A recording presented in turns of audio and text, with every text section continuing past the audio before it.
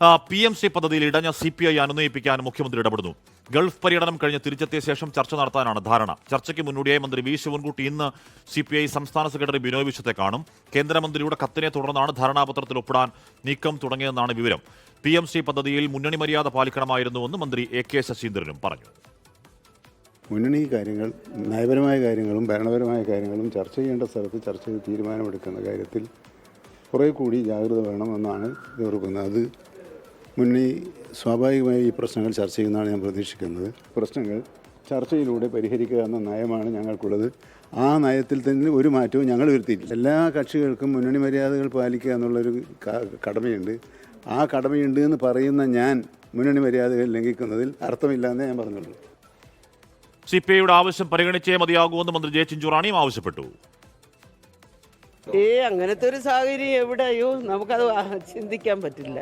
അതൊന്നും ഞങ്ങളിപ്പോൾ പറയുന്നില്ല. പക്ഷേ ഇത് നമ്മുടെ പാർട്ടി തന്നെ അതിനകത്ത് ഇടപെട്ട് പരിഹാരം ഉണ്ടാക്കുവാനുള്ള പരിശ്രമത്തിലേക്ക് പോകുക.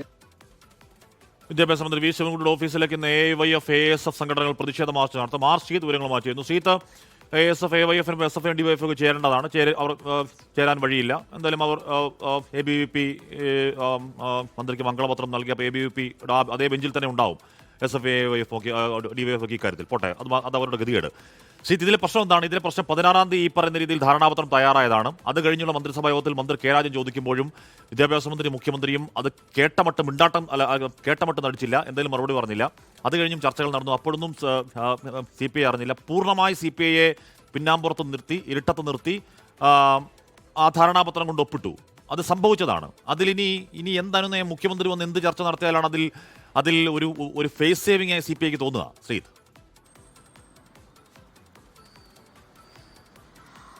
ഹാഷ്മി, ഈ കാര്യത്തിൽ ഹാഷ്മി സൂചിപ്പിച്ച പോലെ തന്നെ ധാരണാപത്രം ഒപ്പിട്ട ശേഷം ഇതിൽ നിന്ന് പിന്നോട്ട് പോവുക എളുപ്പമല്ല.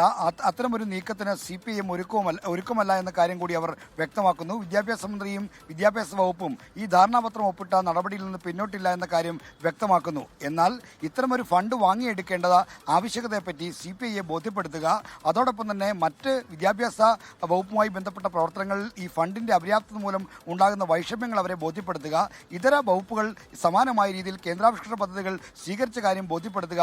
ഈ കാര്യങ്ങൾ ബോധ്യപ്പെടുത്തിക്കൊണ്ട് CPIയെ അനുനയ പാതയിലേക്ക്, സമവായ പാതയിലേക്ക് കൊണ്ടുവരാം എന്ന് മാത്രമാണ് CPIM-ഉം വിദ്യാഭ്യാസ വകുപ്പും ആഗ്രഹിക്കുന്നത്. അതല്ലാതെ ഈ ധാരണാപത്രം ഒപ്പിട്ട PMC പദ്ധതിയിൽ നിന്ന് തെല്ലും പിറകോട്ട് പോകാൻ സർക്കാരോ CPIM-ഓ തയ്യാറല്ല.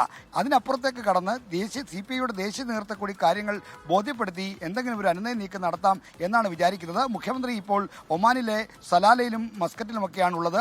അവിടെ നിന്ന് അദ്ദേഹം 27-ന് മാത്രമേ തിരിച്ചെത്തുകയുള്ളൂ. 27-ന് അദ്ദേഹം തിരിച്ചെത്തിയാൽ തന്നെ തലസ്ഥാനത്തേക്ക് അദ്ദേഹം ഇല്ല. അദ്ദേഹത്തിന് 27-ന് എറണാകുളത്ത് പരിപാടിയുണ്ട്. 28-ന് തൃശ്ശൂരിൽ പുത്തൂർ സുവോളജിക്കൽ പാർക്കിന്റെ ഉദ്ഘാടനമുണ്ട്. ഈ രണ്ട് പരിപാടികൾക്കായി അദ്ദേഹം തൃശ്ശൂരിലും എറണാകുളത്തുമാണ്. അതുകൊണ്ട് തന്നെ അവിടെ ഈ തിരുവനന്തപുരത്തേക്ക് വന്ന് CPI നേതൃത്വമായ ഒരു ചർച്ചയുണ്ടോ എന്ന കാര്യം സംശയമാണ്. എങ്കിൽ പോലും അനുനയ നീക്കങ്ങൾ ഇതിന് സമാന്തരമായി നടക്കുന്നു. CPIയുടെ കത്ത് LDF കൺവീനർക്ക് കിട്ടിയിട്ടുണ്ട്. ആ കത്തിന്മേലുള്ള മറുപടി ഇല്ലെങ്കിൽ മന്ത്രിമാരെ മന്ത്രിസഭയിൽ നിന്ന് ബോയ്ക്കോട്ട് ചെയ്യുന്ന അടക്കമുള്ള തീരുമാനത്തിലേക്ക് പോകുമെന്നാണ് CPIയുടെ ഭീഷണി, മുന്നറിയിപ്പ്. അതുകൊണ്ട് തന്നെ ചർച്ചയ്ക്കുള്ള കളമൊരുക്കുന്നു. അതിന്റെ ആദ്യപടിയായി CPIയുടെ സംസ്ഥാന സെക്രട്ടറിയെ കാണാനായി പൊതുവിദ്യാഭ്യാസ മന്ത്രി ശിവൻകുട്ടി ഇന്ന് MN സ്മാരകത്തിലേക്ക് വരികയും ചെയ്യും. ലോകത്തെവിടെയായാലും ഏത് സമയത്തും 24 വാർത്തകളും ഓഗ്മെന്റഡ് റിയാലിറ്റി പാക്കേജുകളും എക്സ്പ്ലെയിനറുകളും വിശദമായി കാണാൻ ഞങ്ങളുടെ YouTube ചാനൽ നിങ്ങൾക്ക് സബ്സ്ക്രൈബ് ചെയ്യാം.